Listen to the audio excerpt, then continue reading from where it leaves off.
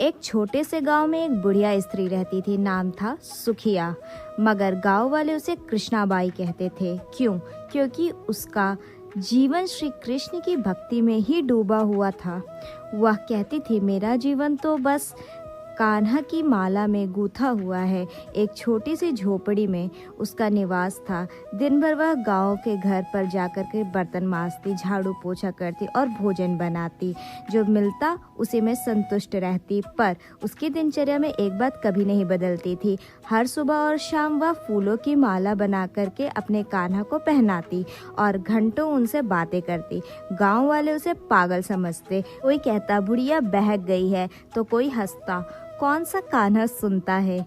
इसकी बातों पर बाई को किसी की परवाह नहीं थी। वह कहती, मेरा कान्हा बोले या ना बोले, मैं तो उससे दिल की बातें करती रहूंगी। एक रात जब चांदनी रात थी तो वह झोपड़ी में सो रही थी। उसे कृष्ण का स्वप्न आया। उन्हें कृष्ण ने दर्शन दिए। कृष्ण ने कहा, बाई कल तू चले जाना, प्रलय आने वाला है, तू यह गांव छोड़ देना और पास के गांव चली जाना।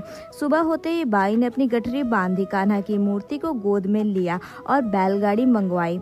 गाँव वालों को उसने बताया कि श्री कृष्ण उसके सपने में आए थे और चेतावनी दिए थे, पर किसी ने उसकी बात नहीं सुनी और सब हंसने लगे। देखो, फिर कोई सपना लेकर के आ गई। गाड़ी चल पड़ी। बाई अपने गांव की सीमा पार करने ही वाली थी कि कान्हा की मधुर आवाज उनके कानों में गूंजी, बाई तू माला गूंथने वाली सुई तो भूल गई। ये सुनते ही बाई का दिल तड़प उठा। हे नंदलाल, कैसे माला बनाऊंगी? ये तो मेरे प्रेम की डोरी है। बाई ने गाड़ी रुकवाई और बदहवास झोपड़ी की ओर भाग पड़ी। लोग हंसते रहे। देखो, अब सुई लेने भाग रही है। पर बाई ने किसी की परवाह न की। झोपड़ी जाकर उसने तिनकों में से वो सुई निकाली, वही सुई जिससे वह रोज माला बनाकर कान्हा को पहनाती थी। सुई लेकर जैसे ही वह वापस गाड़ी में बैठी, उसने गाड़ी वाले से कहा, अब चल, गांव की सीमा पार कर।